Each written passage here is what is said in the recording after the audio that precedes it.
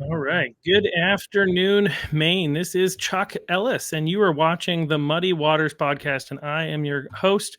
The Muddy Waters Podcast, as you know by now, I imagine, exists to help the people of Maine better understand what's going on in our state, to help us be, I think, more connected as well and better understand by hearing from different people from around the state on what's happening.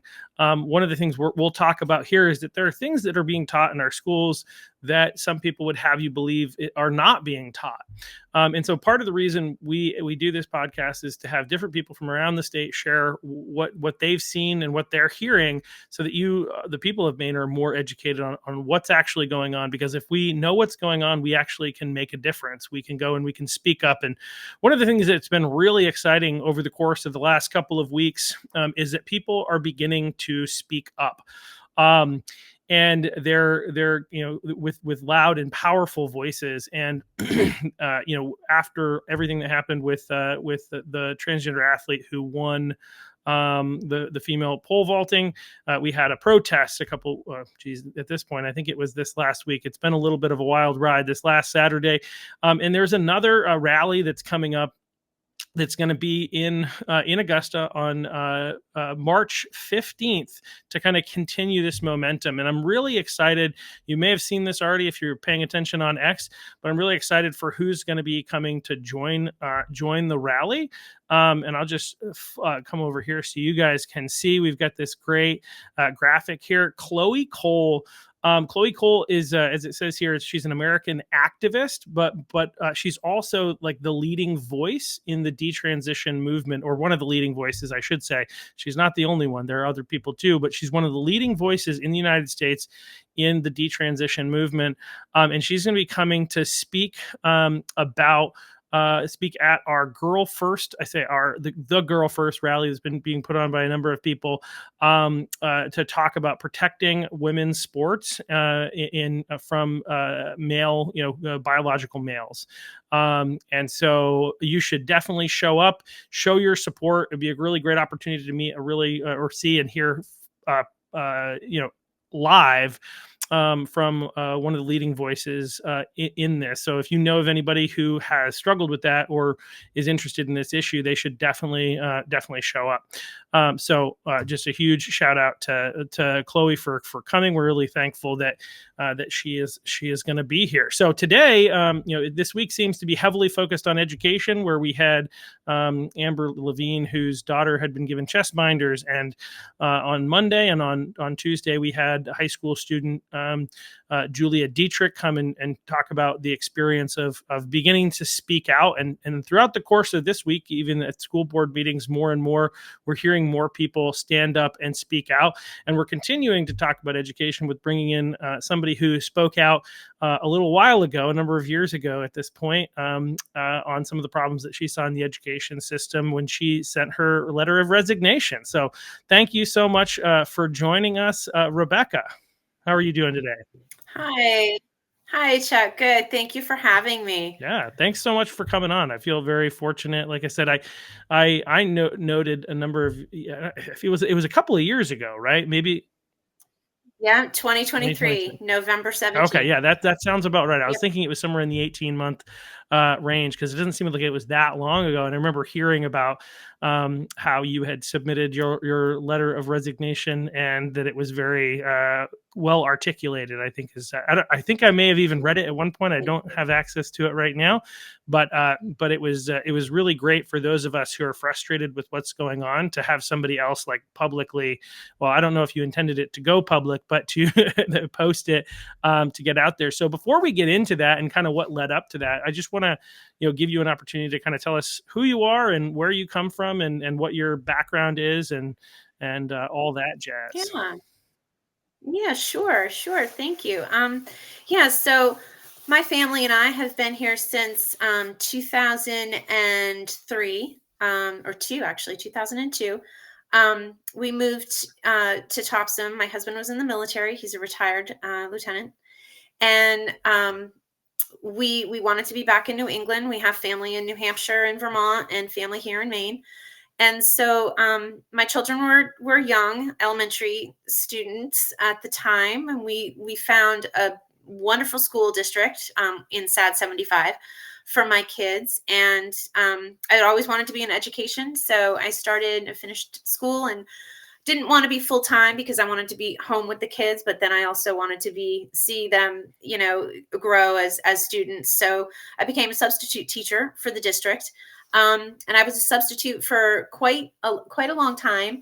And then when the children got older, I decided I wanted to go full time and kind of wanted to steer in the special education direction.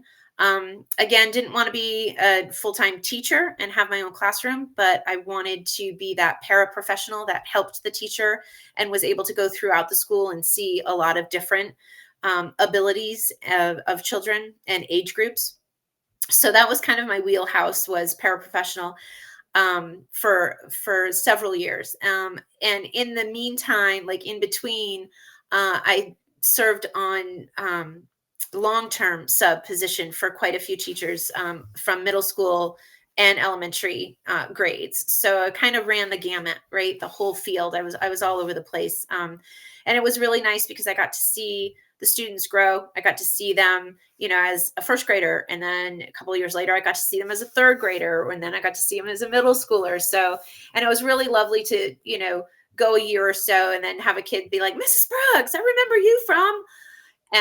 And so that was really sweet. I really enjoyed that part of the flexibility that substituting allowed me. Um, but then as a paraprofessional being full time, I also enjoyed seeing the growth in those children, the special ed kiddos. There is a different feel of um, success as an individual, as a professional, when you see children that are struggling more than their peers just start to soar. So that was kind of, where I thought I was going to be for, the rest of my career. And I was comfortable. I loved my work family at the school that I was working at, and the administration, the principal, all the way down to the secretary, everybody. We were a family. We were close knit. And if you had told me, a decade ago that I would have resigned in November, I would have laughed at you. I would have said, "You don't know what you're talking about." But things started happening in our country, in other states, and I started to do my research. And there was a part of me that said, "Well, that's not going to come to Maine. That won't make it here." Mm. And then it, happened in Maine. Certain things were happening in Maine. Literature that was being allowed in our school libraries that were completely inappropriate. And then ideologies that were starting to creep in that were being accepted. So then I talked myself out of it, off the ledge again, and said, "Well, that won't come to my district." But what's Well, interesting it came to my district. what's interesting is, like, I think we have once we begin to think that could never happen here, you open the door for it happening here, right? I think that's that type of thinking. And I'm the same type of person. I remember when COVID hit in China, and I saw how they locked down, and I was like, well, that could never happen here. And then it did, not to the same degree. But anyway, but I just think that as a note, I think that It's thinking like that couldn't happen here but is a right. dangerous thought. Very. It's Mm, complacency. It's complacency. And I'm guilty. I was guilty of that. I was so, yeah, I'm in my own little bubble and nobody can puncture my bubble. And it was on November 17th of 2023. It was punctured. Um, I was home with my son and I didn't go to the board meeting that night. I needed to stay home with my son. My husband was away. So I watched it on live, and I, the meeting ended, and I thought to myself, I went to bed and I tossed and turned, and I thought to myself, they're not going to pass it. Everybody, there's going to be some sense of um, commonality and common sense, and they're not going to pass policy AC AAA, which was the transgender. They put it under the bullying uh, right. policy, which was not necessarily what it was. Yeah. Um, So I thought to myself, they're not going to pass it. I woke up the next morning and I listened to the radio, and they passed it unanimously. So the night before, I had drafted a letter that I didn't think I was going to have to send. And after I heard it on the news, I opened up my computer and I opened up the email to the superintendent and to the board members, and I attached my letter and I hit send. And it was effective immediately. I needed to call my principal. I needed to tell her that I wasn't coming in. I needed to let my staff and my coworkers know that my caseload was now handed off to them. And I felt at the very beginning, those first couple days were rough. Were rough. Yeah. Yeah. No, But I can only imagine. So, like, obviously, there are things that started to creep in and started to be taught, that kind of led to this. There are a couple questions in the chat. Feel free to ask questions in the chat. We won't necessarily answer them immediately, but we may. And I don't think we necessarily. I don't know, Rebecca, if you have an answer to these questions, of like, but I think that maybe that's another podcast where we maybe bring in, Heidi yeah, Sampson those and are kind of good. talk about the changes that happened over time. Actually, some of that actually is addressed to a degree in the conversation with Heidi that's on the podcast. If you go back and look, I can't remember which Yes. podcast, which episode number, but all the pod episodes are on X. They're also on, most of them are on YouTube, and then a number of other places. But yeah. So like, what were the issues that started creeping in that you said this couldn't happen here, and it creeped in? You kind of mentioned, the transgender one, and maybe you can talk about like what those issues were, and then what about that being passed was like the final straw for you. Right. So for me, policy ACAAA, under that policy, there was a section that dictated that all staff, volunteers, and students were going to be, once it passed, were going to be required, expected to address transgender students by their preferred pronouns. So this to me was compelled speech. This to me was, I'm being forced to call a student that I have been teaching since he was in kindergarten, and now he's in fourth grade. Now he has decided that he identifies as a girl and wants to be called she, her. And for me, I could not do that. There's so many levels of confusion. There's so many levels of my First Amendment being chilled, Mm, um, that I could not in good conscience stay on. It went against every fiber that in my body. And I sat for a few minutes with that letter before I hit send, because I thought to myself, maybe I'm mm. overreacting. I'm probably overreacting because I tend to do that. um, and so I sat there and I looked at it and I read it several times, and I thought of the repercussions that would happen if I sent it.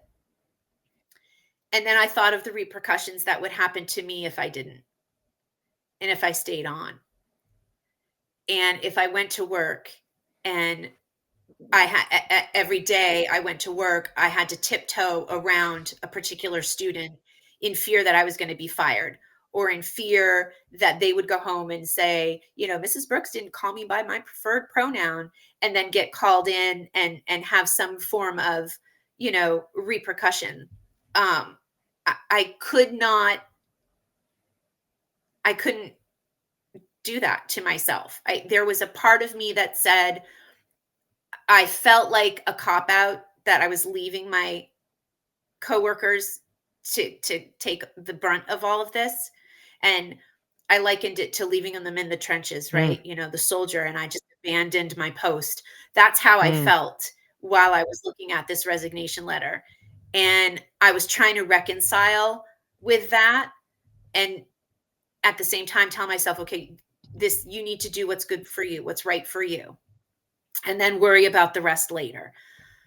And so I did. I hit send. And fortunately for me, my team was behind me 100%. Some of my coworkers from my previous job are in the same boat as I am, but they didn't have the luxury of quitting. They didn't have the luxury of leaving their job. They're the breadwinner of the family, or they're a single parent that is in charge of helping their child go to college, or their job is the one that is providing the health insurance. There's so many different reasons that friends of mine, coworkers of mine, and across the state and across the states, the reason that people are not leaving their job, even under this hostile environment that they're in, because they don't have a choice. They don't have a recourse. Um, I did, and there was several months where I felt guilty about taking Hmm. my way out and leaving. Um, there's still days where I'm like, ooh, maybe I should have just stayed in and fought within and fought it from inside the walls. But um, that's not what happened. That's not what happened. I made my decision, and I thought that I was going to bow out gracefully and just resign and go about my way, because I was under the impression that the only people that were going to be privy to my resignation letter were the people that I sent it to. And someone from Parents' Rights and Education showed me different. And so here I am. Yeah.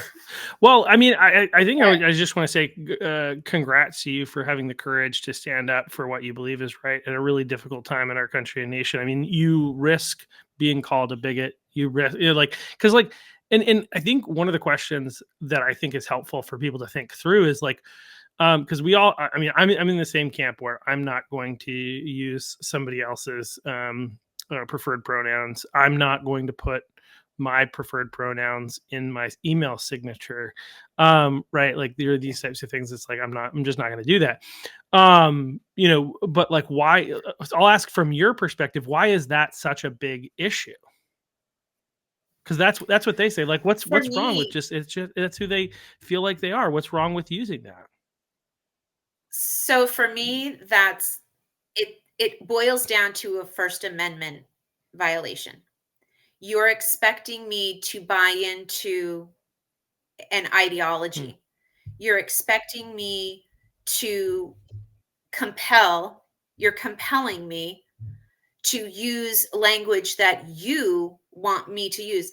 And I likened it to, if I was going down the halls and I expected my students to address me with, a hello, and then at the end, God bless you, Mrs. Brooks. Have a blessed day. That's I cannot expect them to do that. I can't compel them to do that. Right. Um, and for me, gender and the transgender and the pronoun um, soup is so confusing for so many children. And from my perspective as a special ed paraprofessional, our children are barely grasping the English language. They're barely grasping executive functioning skills and ways to be polite in a group setting, and learning their colors and learning their boundaries. And now you're going to try and confuse them even more with having them speak to a friend that they've been going to school with for 3 or 4 years and have known them as Johnny, he, him. And now Johnny has long hair and Johnny wants to be Susie. And now you have to call him Susie and her, she. The level of confusion and the rabbit hole that so many of us are willing to just fall down blindly through is mind-boggling to me. It's absolutely mind-boggling. Yeah. The common sense of how damaging this can be, and the fact that so many of us are refusing to acknowledge that common sense is frightening. It's Yeah. frightening. This whole, this whole conversation. and the fact that we're even having it hurts my head. Like, have you ever heard that, like, one of the reasons that we used to put crazy people, in people who had mental, they were mentally insane, put them into Hmm. into facilities, which we don't do as much anymore, and I feel like that's causing problems in our society personally. But the reason that we used to do that was partly was this theory that, like, well, we don't want them to infect other people with their crazy, right? And I remember, thinking, well, that's funny, but it's not true, right? And then I had a conversation with a family member of mine who was not in a good space. And I remember sitting there, having the conversation with him and feeling myself like, because I was trying to have a rational conversation, and it became clear that it was completely impossible, because, like, everything would just Hmm. go, and it's just like, I thought to myself, I was like, I feel like I'm going to lose my mind just talking to this person. And I was like, oh, that wasn't a joke. That's real. Like, there is real capacity for for some people who have problems there, to be able to infect other people with that. And so, like, I, because my wife is from Africa, obviously I've been over there a bit. Hmm. And one of the things that I love is that it has been a break from this, because to me, like, walking around and Mm. having to communicate with people who appear to be rational, intelligent people who have brains and can think, but at the same time want to try and convince me not only that there are more than two genders, but that I'm a bigot if I don't agree. It's Right. so, to me, it's so, like you said, it's Right. so obvious. They want us to believe, not believe our eyes. It really Hmm. feels like the 1984, and I keep saying this on here, The 2 novel. plus 2 equals Yep. 5. No, it doesn't. It equals Mm. 4. I know it equals 4, And and so, so do they. And, like, how do you, anyway, it's so insane that we're even having to have this conversation. And then on top of that, we also have to have the conversation about the fact that biological men shouldn't be able to play in women's sports. It's like on top mhm. of, Well, there's your rabbit yeah, hole. There's your rabbit hole, right? yeah, Okay. So we start with, and this has been seeping yeah, in, Chuck. This has been seeping in. And again, like we talked about earlier, that complacency that I had, that so many of us have, like, it's way on the outside. It's way on the outside, and it's never going to affect us. Right. So that's that window that's open just a little, and it's letting in a cool breeze. You can barely feel it, right? You barely feel it. Well, it's not bad. It's not bad. I don't need a sweatshirt. I don't need a coat, or I don't need anything to protect me from that wind. It's fine.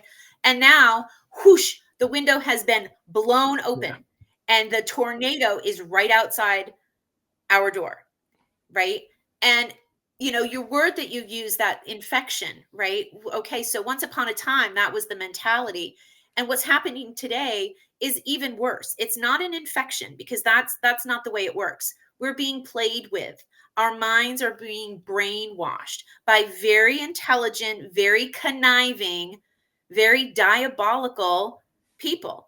It is a concerted effort.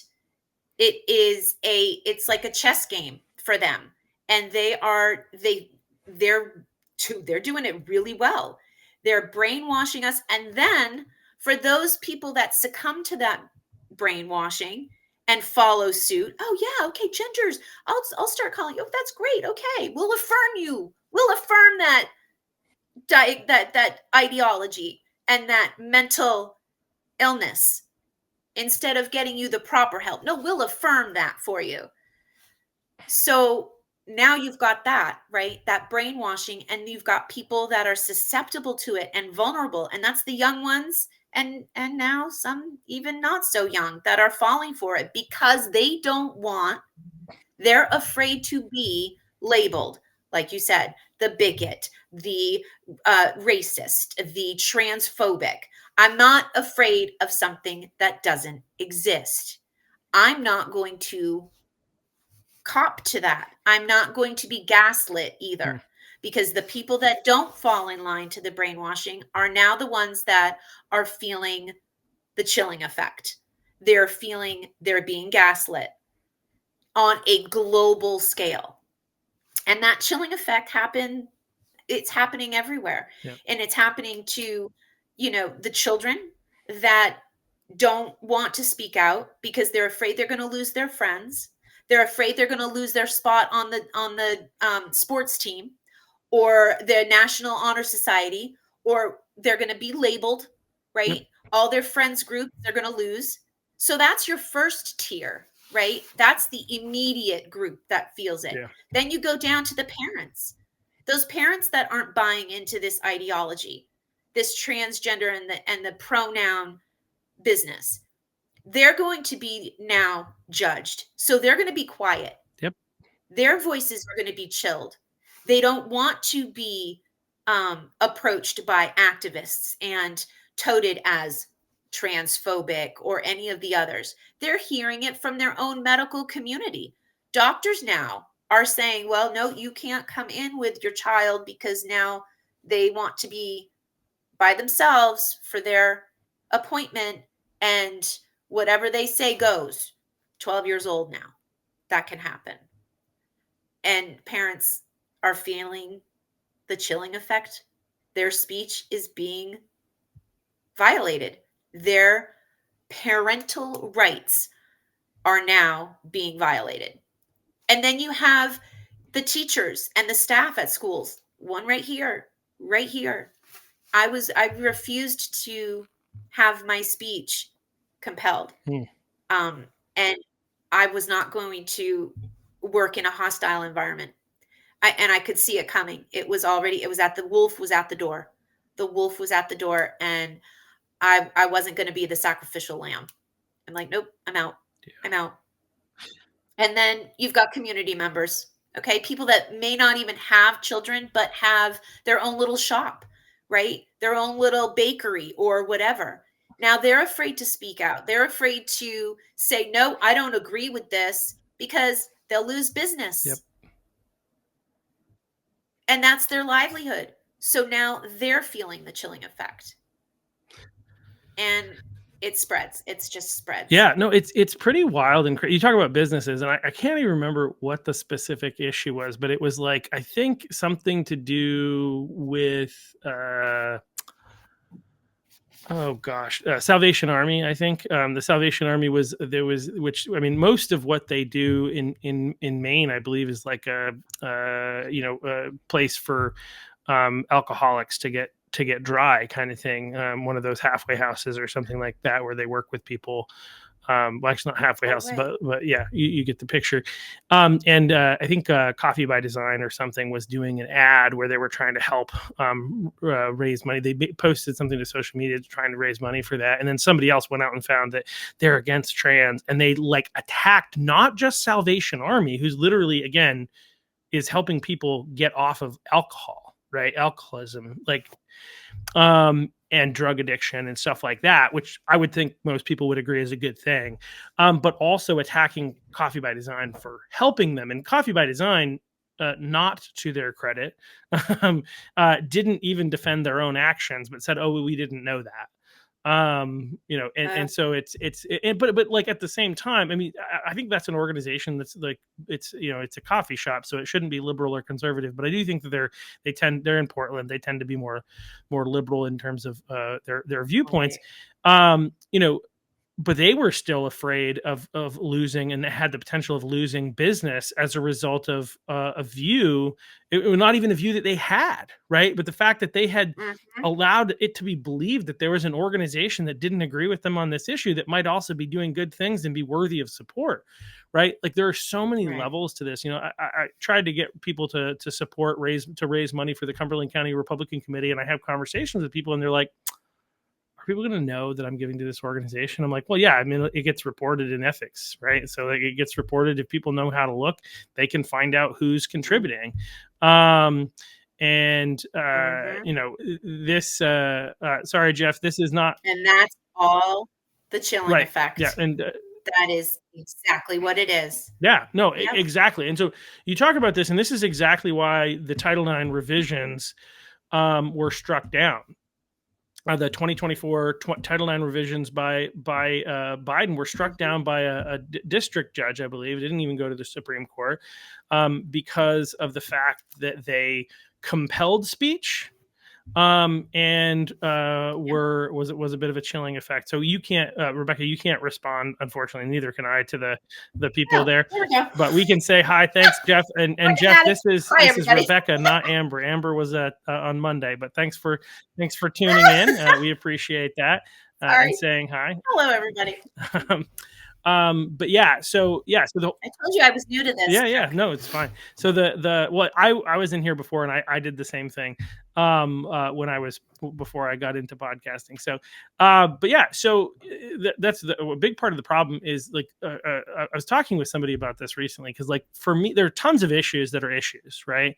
And if you have to ask me the question like what is it like that is the reason that I decided that I needed to be involved in politics outside of the fact that I think God was pushing me in this direction. But what are the things that he used to draw me in? And the answer is free speech, right? Because it's Mm-hmm. on assault, like you said, in so many different ways, there's an assault on our freedoms where, if you're a Mm-hmm. liberal, for instance, I don't like free speech. Do it. We're a free country. You can be liberal. I don't care, but when my company Right. says we don't allow politics, but then also does trainings on LGBTQ and has these clubs and promotes this stuff and green energy and does all this stuff, but I can't, I'm kind of confused. It seems like you're Mm. saying that we can't, but you are, you know what I mean? And so you're limiting my speech, but you're promoting other people's speech. And that's a huge problem all across our society. I've said before, I actually did a little podcast. I didn't really intend to have a plan, and I just started talking about this whole issue of, social conditioning, which I think you're calling it chilled speech, but just talking about how, like, even myself, I realize as I've now come out of the job that I was working for, I don't have that in the back of my mind, manipulating to a degree how I think about things and how I communicate. And so I'm more naturally speaking my own mind, if that makes sense. But I've realized so Right. many different ways. Like one of the things was I had this shirt that's Trump after he got shot and got up and he's got his hand in the air and it's the fight, that shirt, and it Yep. just says truth conquers. And I can Right. tell you, like when I first started wearing that outside, I was so uncomfortable because like but it's like I shouldn't be. There you go. We should live in a free country. I don't care if you disagree with me. We shouldn't hate each other over each other's speech. My shirt doesn't say I Right. hate you and your opinions. It says truth conquers and it has a picture of our president or two-time president. And Yeah. so But the other side is allowed to go out there and have their yep. parades. They're allowed to go out there and protest. They're allowed to, and we are not supposed to say anything about that. We're not supposed to, you know, um, say tone it down or, that wasn't appropriate. We're not allowed to, and we're not allowed to express ourselves in any way, shape, or form. So there's that, right? Yeah. That double standard that they have adopted and that they feel they're entitled to. And again, the First Amendment violation in so many facets of life are happening everywhere. And students aren't the only ones now. When I resigned, it was, me and the students. I was doing this for that reason, that I disagreed and I felt like the policy that the board just passed was a direct violation of the First Amendment. And now, in today, at a year and a half later, I'm looking and I'm thinking to myself, this has got to stop. We have got to wake up. Yeah. Um, it's frightening. Yeah. No, It's so frightening. absolutely. And so a couple of things. Like one is like I think for if you're out there and you have the ability to speak up and stand up, we need you to do that. I think that's number one. I think because Mhm. stuff like this makes a difference and it empowers other people. Like I don't know if there was a direct correlation, but I know that like I think it was last week. It's been a crazy like couple of weeks. It feels like, Right. but I think last week this young student Julia and another student Jack at the Freeport School Board stood up, spoke up, and it had a powerful impact. And I wonder if that's part of what's empowered some of these other students to show up because I was at the Wyndham School Board meeting last night and there were multiple students who got up and spoke up. Good. and they didn't all say exactly the same thing. They had slightly different perspectives. Some of them were really upset about the fact that this transgender student's been blasted everywhere, even though they were like, I don't think men should be playing in women's sports, but I also don't think that this should have been done to this kid, right? And like, so there's differences of Right. opinions, but they're willing to speak up. And I wonder how much of an impact there is there. The more of us speak up, the more it emboldens other people to speak up. So especially Yeah. if you have the ability, like like you did, and in some ways, like yeah, like a number of other people have, we ask that you please do. Um, Yeah. but also, like, even if there's a cost, I think we need, like, number one, I think that if you speak up and lose some clients in your business, some other people might pop in, and it's worth Mhm. standing up for what's right. It's going to cost something one way or another. It's not that it was free, it did cost you. um you know and Exactly. so it's going to cost, but we need people to speak up. In order, the tide is turning, and we're at this is a Yeah. really great opportunity, and we need more people to speak up and speak out. And I think there. I feel like I feel like that, those board meetings, at your local school board meetings, are a pivotal, for lack of a better word, battleground. But they're pivotal, especially when you've got boards that are passing their own agendas.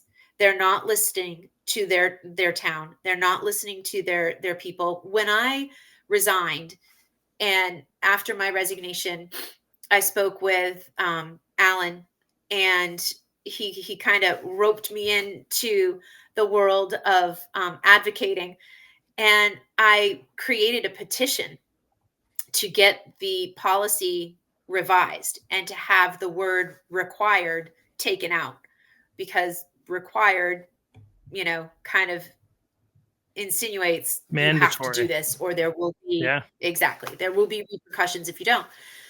So I went about collecting signatures, and I collected over 350. Half of the people that I spoke to and met and signed, when I had approached them with this petition, they had no idea. They were like, what's policy ACAAA?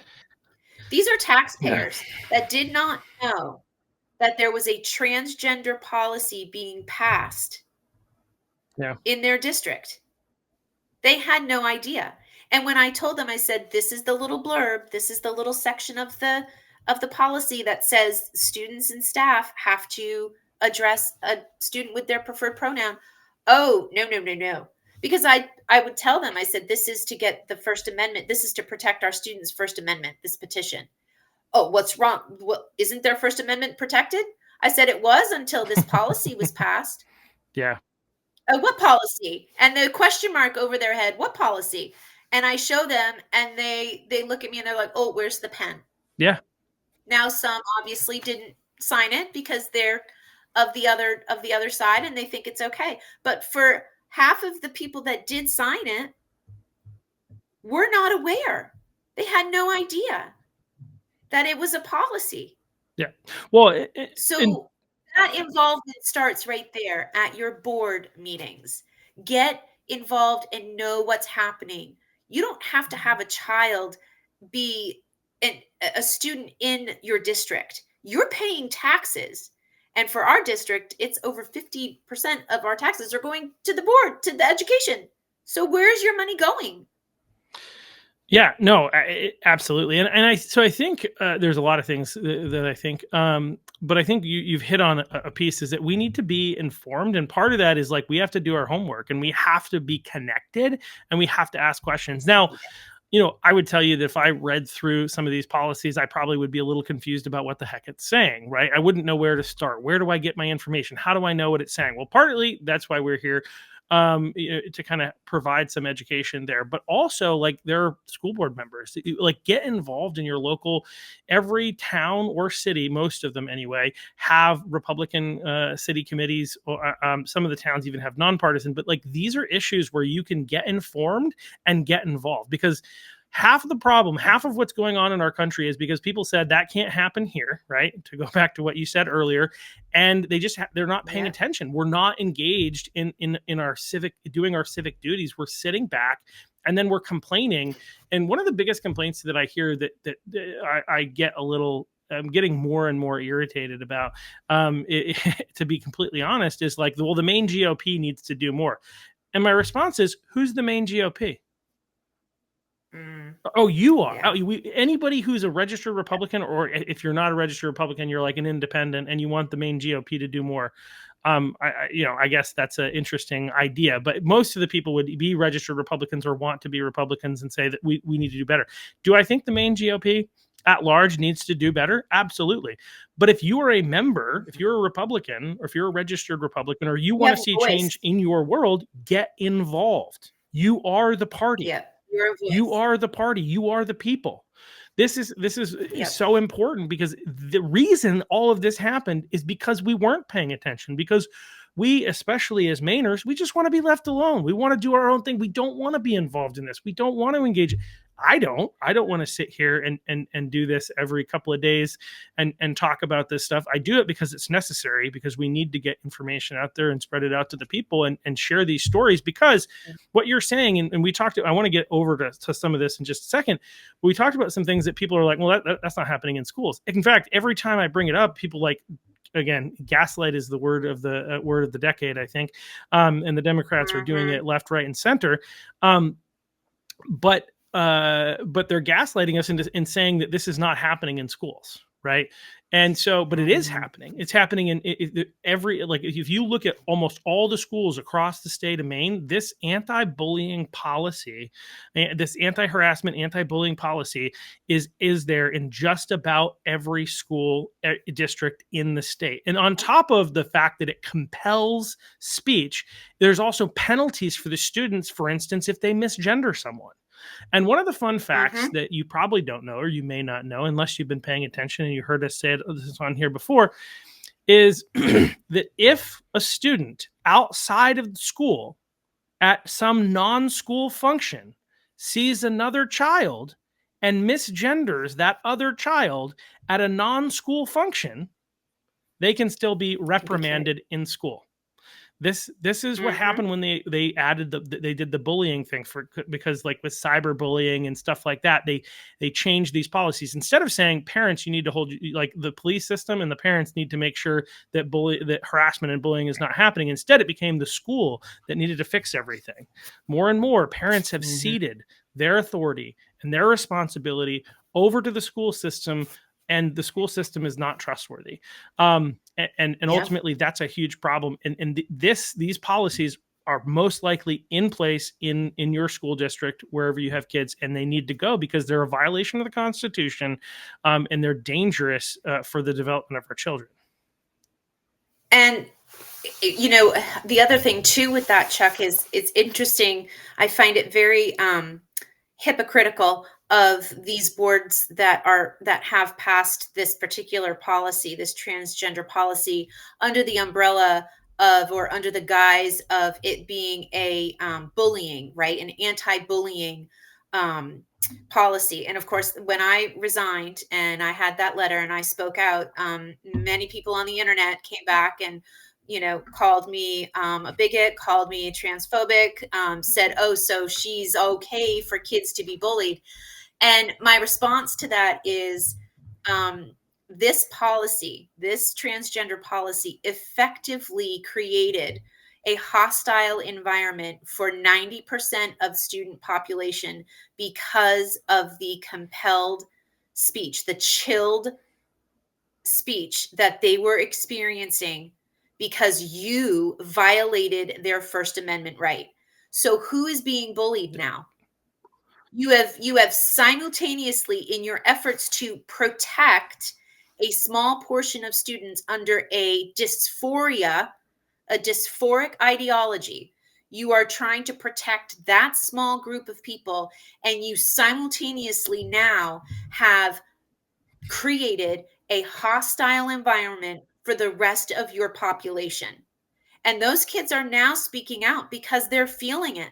They're feeling the effects of that chilled atmosphere of that hostile environment. They're feeling the effects of not being able to say what they want to say. Yeah. Yeah.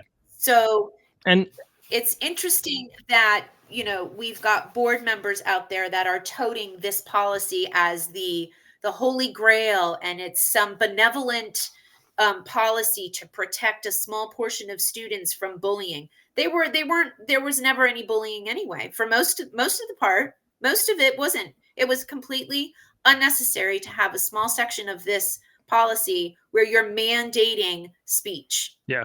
It was completely unnecessary. But in doing so, and clicking your heels in there as far as your heels could go, you created a hostile environment for children and for the parents and for staff and for volunteers. There are certain people that won't volunteer at schools anymore because of this policy. Yeah. Well, absolutely. I mean, and like again, so I worked in the bank, and what I did, because we had similar types of things that came up, not the specific language, it's a little bit different, but they had all these trainings, and one of my favorite ones was just just such a weird thing that they tried to teach us, was that if you met someone and you didn't get a chance to exchange preferred pronouns, it was appropriate to send an email to them and be like, hey, it was really great to meet you, but I didn't get a chance to get, and these are mine, what are your, like, it's just such a weird thing. Boy. But like, I made the decision essentially that I was not going to use preferred pronouns, because I, like you, I have a conscience and I have a belief system, and those are the things that run me, right? I believe this is how the world is, and I believe that speaking a direct, what I believe to be a lie, what I believe to be untrue, is not something that I can do. I'm not saying that I don't occasionally make a mistake or fail in a way and be less than honest in a situation. But ultimately, as a general practice in life, I don't want to do that. I don't want to do it at all, but Right. I sometimes fail, as I said. So I said, I'm not going to use so their preferred pronouns. What I'm going to do is just not use pronouns. That was my tactic. Right. Was I'm just going to use their name so as not to offend them. And what's really, it's interesting, is that seemed like such a great tactic at the time. And Yeah. for fun, there was a teacher that took that same tack. I don't remember exactly where he was. I think he was somewhere on the East Coast. And he ended up getting fired for it, because they were not Oh, satisfied with the fact see. that he was not using the gender, the pronouns that they didn't like. It was actually imperative that it was not okay that he just used their name. He had to use their preferred pronouns, and this teacher Oh, was fired. Now, took it to court. He got his job back and back pay. But the reality is that it happened. But that goes beyond that. I think, as I think through this, is like that we shouldn't have to live that way. Like, right. Well, what you essentially ended up doing was modifying your yeah, behavior. You modified, so that was behavior modification to appease someone else's right, dysphoric ideology. So you were compelled yep, anyway, yep, yeah, right? just not You were as far. compelled in a different Yep. manner, but you were Yep, compelled. exactly. Yeah, and Yep. again, it's just a really fascinating thing in a scary way, not in a good fascination. Oh, that's really cool, but Yeah. like in a, oh, that's not great. But it's interesting to understand how it all worked together, and how it happened. But ultimately, we should be able to say what we believe to be true. And like, I don't, I'm yeah, it's there's a lot of stuff that we could talk about here. But if somebody wants to believe something about themselves, I'm not going to tell them that they can't believe that. But I don't think I have to. I know that I don't have to agree with them. Right. I think that's the biggest thing. One of the Right. things I find to be interesting, I've been thinking about this a little bit, is that they talk a lot about like diversity, equity, and inclusion. And I want to get into DEI and CRT in just a second. But the inclusion piece is really interesting, because it's inclusion of certain types of people. They don't want a Christian who has a worldview that believes a particular way to be included. Right. And so it's So where's the bigotry now? what? Where's the bigotry now, right? Where's the Well, exactly. it's this So double standard we don't have in our see that in society, where themselves though. if you are part of what is considered to be the establishment, essentially, especially if you're a straight white male Christian landowner, which I am all of those Gun things, toting. right? Then you're like, we can go after you like crazy as a society. It's okay to treat people who are considered to be in power poorly, but it's not okay to treat Yeah. minorities poorly, essentially. And that's where now it's inclusive. That means we're including the minorities, but we're going to shut up people Yeah. who don't agree with them. But I want to talk about, because like people are saying that these things aren't happening in schools. Like, how big of an issue? How much does DEI come up? Was a question I got recently. Like, Yeah. how often does DEI come up in the schools? How big of an issue is it really? So right now, because I'm out of the public school system, I'm only hearing snippets. Um, but there is a activist out there that has been invited to some districts in this state. SAD 75 was one of them. He was invited to come in and speak to the students about critical race theory. He had the auditorium and he spoke on it. He walked through the school. He walked to, I think he went to classrooms. I believe it was what I was told. In some way, shape, or form, he was in the building, and I believe it might have started as an introductory in the auditorium, and then he went kind of through to the classrooms independently. But he was there to educate our middle school, Middle school. um, on critical race theory. Yeah. Yep. Um, and as far as DEI and all of that other business, when you look at what's happening with our schools in the social worker realm, Hmm.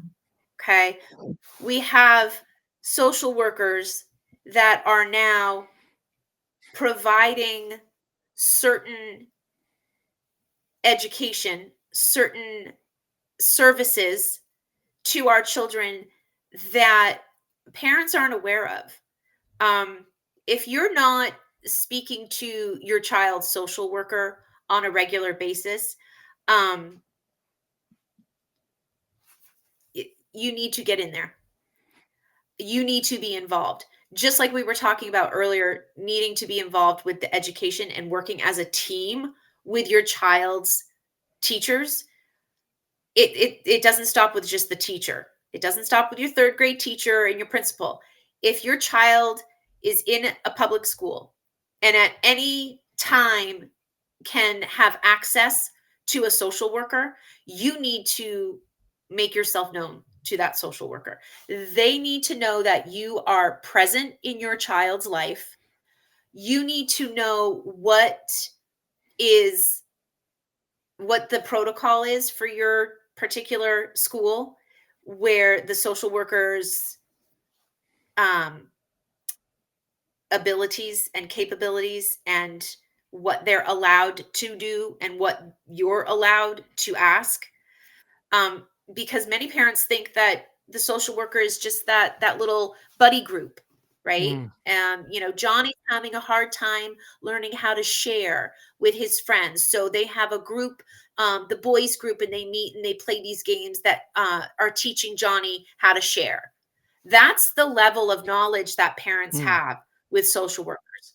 Maybe they can remember back when their teenager had a um, a group where the social worker came to the class and talked about, appropriate touching, right? I remember those days, right? And that was what we had our knowledge of a social worker was. They came to the class, they talked about those social elements, right? And taught our children how to share, how to be good friends, how to be, polite, what was expected, what was okay for your body.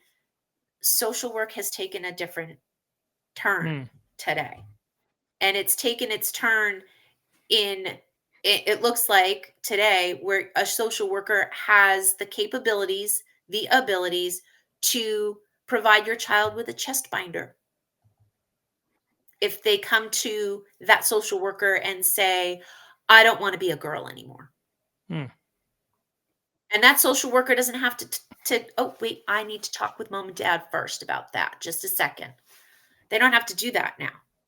And we have a case like that here in Maine. Yep. You had her On on. Monday. Yep. You had a mother on talking about that. She's not an isolated case. Yep. She's just the one that came So forward.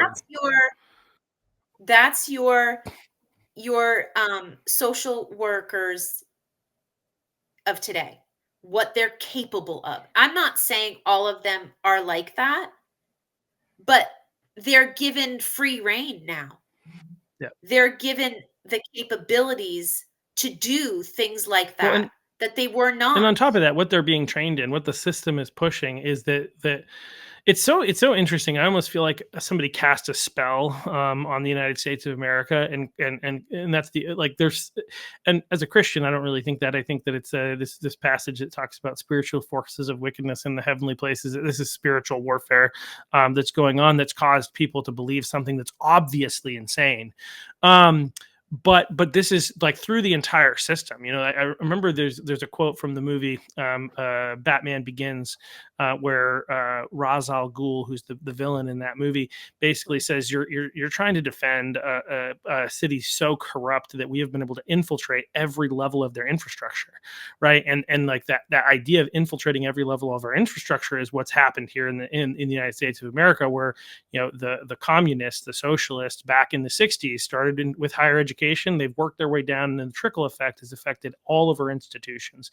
Now we're Yep. fighting back now. Like people are waking up and we're fighting back, but they still have a grip and they're being taught this. This is not, again, that's why like Amber's situation might be a slight anomaly, but it's happening. Those conversations are happening. Those types of things are happening all across our state and most of our school systems where they have, because they're ideologically teaching all of these people that are coming out to be social workers that this is part of what you do. This is actually central to what you are doing, and this is again, we train people by looking at, like, I think the school systems are talking a lot about, like, they're basically training little activists, and they are Oh, yeah. teaching people about the people who stood up for what was right in the past, and then they're guiding them into what these are the things that you need to. This is the fight today, right? So it's like Martin Luther King Jr.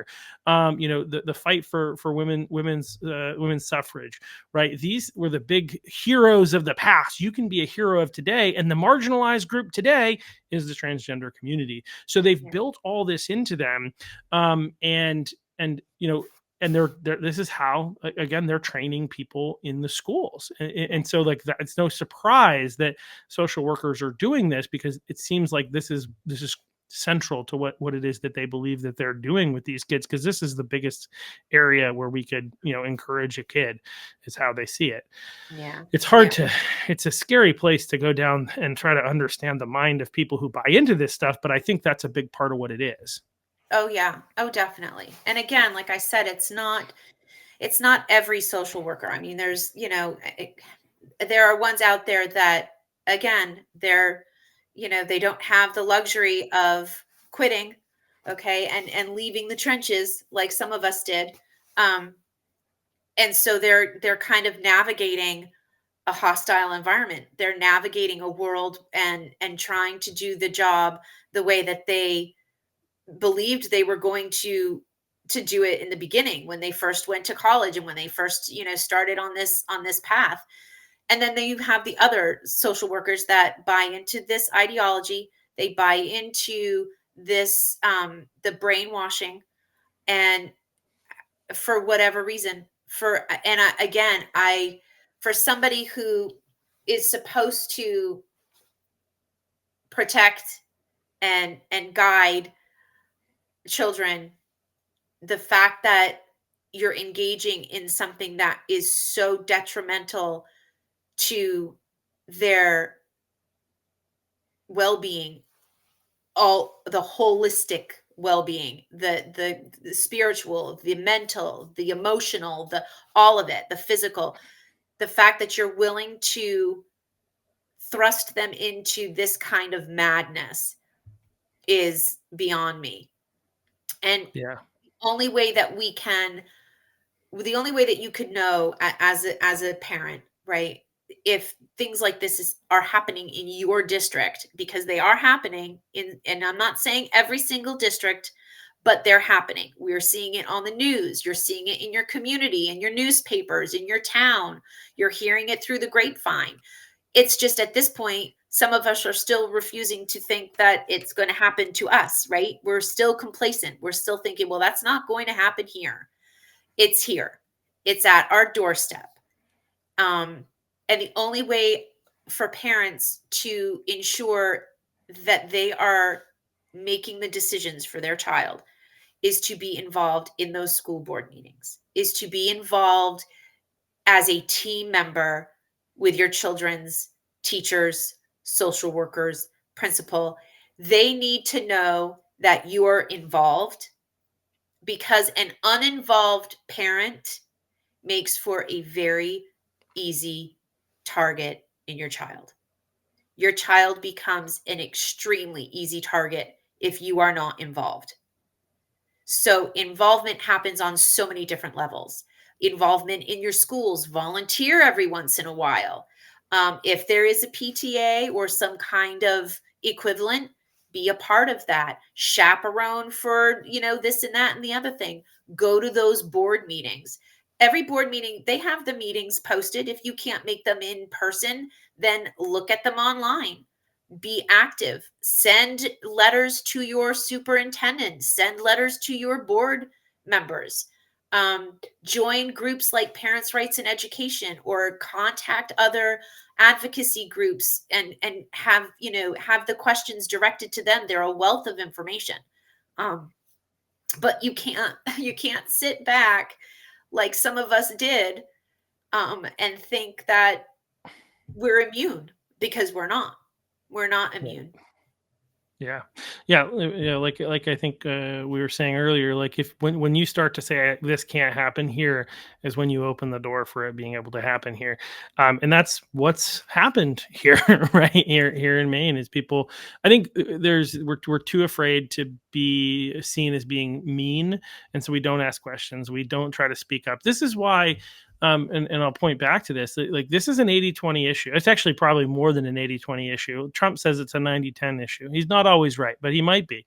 It might be at 90-10, but people are filling out surveys and it shows 80-20 because that 10% is afraid even when they're filling out the survey. But anyway, this is an issue where we're actually largely united as a country, and yet we're being led to believe that we're in the minority. You go to the school board meetings, for instance, and you feel like you're in the minority, and the truth is that we're not.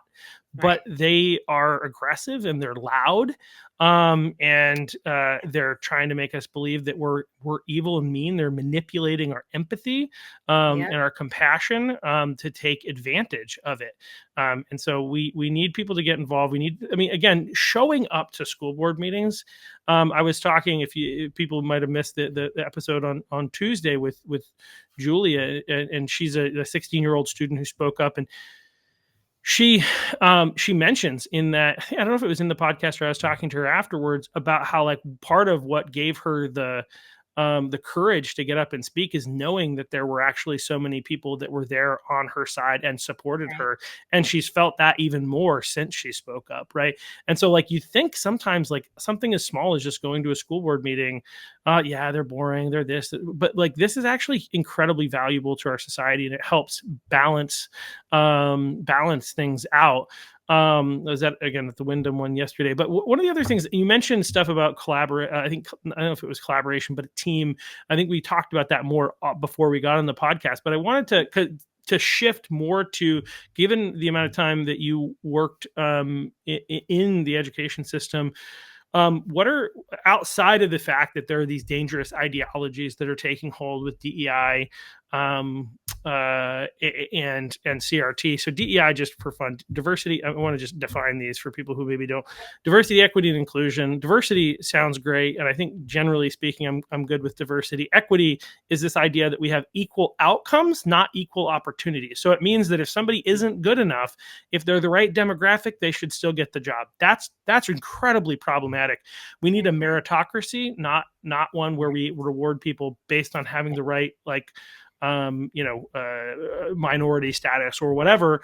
And then inclusion is one of the ones that's, again, is really dangerous, where that gets into, we need to be inclusive of people. And what they really mean is you need to use the right pronouns. That's really what it's focused on, is you have to agree with people. Even if you disagree with people, you have to claim publicly that their opinion and perspective is equally as valid as yours. So then critical race theory, or CRT as it's sometimes referred to, is it's built out of a Marxist ideology, so socialist, communist ideology that's focused on, like, critical theory was, it was actually the original one. It kind of branched off from critical theory, which was that idea that there's the oppressor and the oppressed, and we need to overthrow the oppressors, right? And now they've shifted it into being about race. So critical race theory is this idea that we need to basically overthrow the evil white people and replace them with and that, if you look, again, that's a gross oversimplification, but anyway, these things are happening in our schools. Accurate. It's real. They're there. But outside of those dangerous ideologies, like, what are the other problems that you see? Because I think it's a much more complicated issue than simply those things. And so, like, from your time there, yeah, what would you say are the biggest problems that we're facing in our education system? So for me, I think the deterioration of parent involvement, but the the simultaneous taking advantage of the lack of Hmm. parental involvement by the school, and thinking that for whatever reason a parent isn't involved. And again, there are so many parents out there that are going day to day, barely keeping their head above water, especially in today's economy, trying to put food on the table, trying to pay bills, trying to get their children an education, and they're doing the best they can, right? So this isn't a knock on parents at all. It's it's a knock on we as human beings being unable to know and acknowledge that we need to work together if we're going to help our children thrive. And as a parent, you cannot just blindly say, okay, school, here you go, do your job, right? And schools, educators, you cannot blame the parents every time you get a child that comes in to the school that is a little rough around the edges or that needs differential learning, and think that you have all the answers and that your way is the highway and that you don't need to converse or communicate with the parent. You need to come together and figure out what is the best course of action for this child. And not every child learns the same. This uh, core curriculum and some of these other programs that we have adopted as an education system isn't fair. We talk about, there's this lovely image that I saw years ago, and it was a classroom of a whole bunch of animals. And, there's elephants, there's fish in bowls, there's cats, there's a rhino, there's monkeys. And there's a little blurb that says, okay, now everybody's going to need to take the same test. Climb this tree. There's only a couple of those students that are going to be able to climb that tree. That doesn't mean that the fish is not capable of learning. It doesn't mean the elephant can't learn, but you're having them all do the same thing, climb a tree. And there's only one way to get to the top, right? You have to climb it. So when we talk about differential learning, that's what we're talking about. We need to learn, and that all of our students have different capabilities, different abilities. Yeah, the majority of them, you're going to teach a lesson one way and they'll get it. But there's going to be a percentage of kids that need you to differentiate. How are you going to do that? A lot of districts, a lot of schools are getting better at recognizing that and offering that differential learning. But at the same time, in order for us to help our children grow and thrive, we have to work together. Parents have to, again, I'll say it, parents have to stop thinking that they can just boop, go to school, and those 6 hours a day, that's where your learning is going to happen. You Yeah. got to do your part too. And teachers, you need to be more open-minded with those parents that you might be experiencing that with. Those parents that feel they could just pass their kids off. If you recognize that in some of your parents, then find a way to bridge that gap. Find a way to communicate with them. And, you know, at the end of the day, there's this there's this disconnect with parents and educators. We're so used to pointing the finger at each other. The educators are going to point the finger at the parents and say, well, they're not doing their job. I can't do all of it. The parents are going to point their fingers at the teachers. Well, they're not doing their job. That's got to stop, because in that discourse, in that discord, uh, is where those other things creep in, right? Those Yeah. ideologies. Because every time there's discord between parents and the teachers, you're going to see behaviors in the kids. You're going to see um, a vulnerability in your child, and it only takes a small amount of vulnerability for the wolves to sneak in. If the shepherds aren't working together to protect their sheep, the wolf's going to come right around the back of the pasture and snatch them up. So I think communication for us is the biggest thing. We need to collaborate with one another, teachers and parents. We need to have open lines of communication. And we also need to have mutual respect for one another, that I think in the last 20 years, 15 years has started to deteriorate. Yeah, no, I agree, and I think that is an important. I've really, as much as possible, been focusing on how parents need to get involved, and I think that you haven't stopped saying that, but you've kind of incorporated in this idea that, like, a joint effort between the parents and the teachers, like this, you need to be working together. And unfortunately, like, part of the problem is that the teachers, or the education system, I think that there's a difference between the actual teachers and in the education system, because I think a lot of times we being a lot of conservatives end up blaming the teachers, when it's really not primarily coming from the teachers. It's coming from the administration. It's coming from the Department of Education. That's where most of the problems are coming from. There are, I'm sure, activist teachers, but you've been in the system. Would you say that while there are maybe some activist teachers, the vast majority of them are just trying to do their job and do the best that they can to help kids? Yeah, I would say the vast majority want the best for their kids, and are just, doing the best that they can. Don't subscribe to a lot of the ideologies that we've been talking about, but unfortunately, there are some that do, um, Yeah. and it's tricky to navigate when you're working with those individuals. It's a minefield. It can be a minefield. Yeah.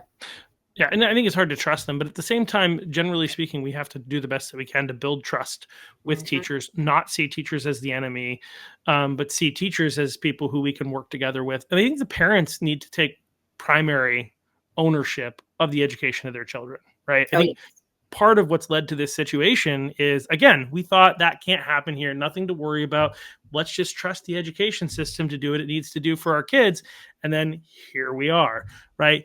And so I think we need parents to re-engage. And in situations where you feel like the administration is working against you, well, lo and behold, there are these organizations like Parental Rights and Education Maine. There's the Maine Education Initiative, but Alan Servinas of Parental Rights and Education talks with parents all the time, all across the state. Yes. If you are in a place where you feel like you don't know what to do, that's a great place to reach out. Mhm.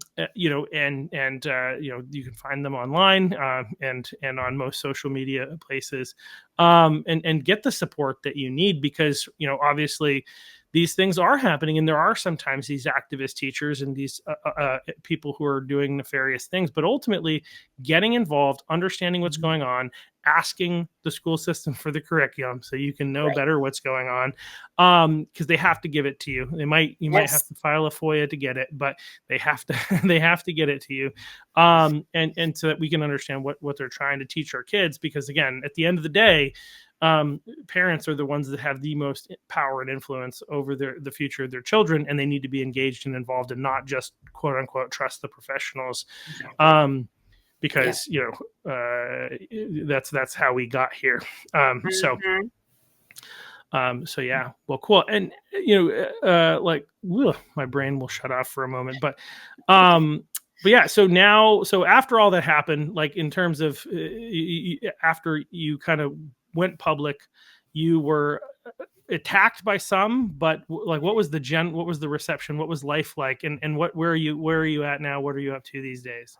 General reception was, thank you for speaking out, thank you for being brave and for, all of that. That was the general consensus. I had a few that were less than appreciative of my resignation. I had some that took to social media and, called me a transphobic and all of those other things. It said good riddance, and we don't want educators like her anyway. So I had a couple like that, and I figured, that would happen once I became privy to the fact that it was out there in the cosmos. Um, I said, okay, I need to put on my seatbelt and pull up my big girl pants and be ready for the storm. And it was a quick storm. It passed. It blew over. So yeah, the big consensus was a thank you. Was the appreciation of my step that I made. Um, and I didn't want to be finished with teaching. Um, Not at 49. I'm like, yeah, yeah, that wasn't in the cards for me. I was like, okay, there's another decade to go, a decade and a half. What do I do now? So couple weeks went by. I kind of dusted myself off, and I applied to a local Christian school, and I was hired as a substitute. And then I was asked this summer to be a PE teacher, and so I am the physical education teacher at the Catholic school here in the area. So Nice. That's awesome. Well, I'm glad that you found something something else to do. And somebody else, I think this is actually my aunt, if I'm correct. It is my aunt. Said thank you for speaking the truth. uh, Since I've expanded to Facebook, I've noticed she's been one of the people who's been paying attention. Thank everybody for watching and paying attention. Please, yeah, this is the point in the show where I say you have a part to play in this. Like here we are. We're trying to create content. We're trying to get information out there to the people, and we thank you so much for listening. And you can share the stories that you hear from this podcast verbally, but you can also share clips. This podcast is on just about anywhere it can be. A couple of the episodes I kept off of YouTube because I'm concerned that they're going to ding me. And so if you want all of the podcasts, they're available if you find my Substack on, I think it's on Substack, but you can find that if you search for me or you search for Muddy Waters, you can get access to the Substack and see all the different podcasts. But they're also they're on YouTube, Rumble, here on X. They're from here on out. They're going to be on Facebook streaming, and Spotify and Apple Podcast. On top of that, we create smaller clips that we post to TikTok, Instagram, and Facebook, and X as well. And then some of those I'm actually uploading to YouTube. So if you like what you're hearing, but you want to be able to share it with other people, you can look for some of those clips to let them know more about what's going on in our world. Because part of the problem and part of the reason we're in this position is because we have lost the information war, because the mainstream media has controlled everything, pushes you to the national. You're hyper focused on what's going on in Washington D.C. while they move the landmark, and somehow you own less property. Right? What's happening right behind you, right in your own town, we're missing. And so that's why we're doing this, is to kind of try to help win the information war and help people know more about what's going on in their state. And again, you have a part to play in that. So please like, share, subscribe on whatever platform you use, or more importantly, whatever platform the people that you might want to share stuff use, so that it make easy for you to get information out to the people. So thank you again all so much for watching. Rebecca, before we jump away, do you have anything else that you would like to share as kind of a last little tidbit if people want to get in touch with you, or anything like that? Yeah, no, I'm on Instagram. That's really my only social platform. X, I think I am, but I rarely ever go over there. I'm old school. So, Yeah. but yeah, I'm on Instagram as Becca Poet 74, I think. So, but yeah, I just thank you for having me. And again, it's all about speaking up. It's all about communication. It's being well informed and not being afraid to ask questions and not being afraid to speak your mind. Um, don't let that chilling effect take hold, and don't let these activist groups and these ideology um, gurus, don't let them steal your First Amendment. That is something that we have got to hold close to the vest. That is something we need to protect with all we have, because the minute we allow that to be so easily taken from us, it's a slippery slope. Yep. So do what you can, do what you need to stay involved in your child's life. They're only our children for so long, and then they fly the coop. And now's the time to protect them, and we're the best ones to do that. The parents, we know what's best for our children, and communicate, communicate, and don't fall silent. Don't let your don't let your silence have another voice, somebody else's voice. When every time we don't speak up, somebody's going to speak up for us, and before you know it, we won't have a say in anything. So speak up. Yeah, absolutely. Speak up and get involved. That's what we need to do. As a special thing, if anybody out there would not mind and has some free time and would like to be able to help, we need people to do some video editing. There's tons of content out there, and we need people to help. I think clip that content and share it in social places, because there's a ton of school board meetings all being videotaped all around the state, and sharing clips from those school board meetings on places like these social media places has a huge impact on letting people know what's actually really going on. I'm baffled more and more every time I see some of the things that are being said. So if you're interested in that, please reach out directly to me, as we Unquire, I think, and I would like to help you know how you can help in that battle. But yeah, thank you all.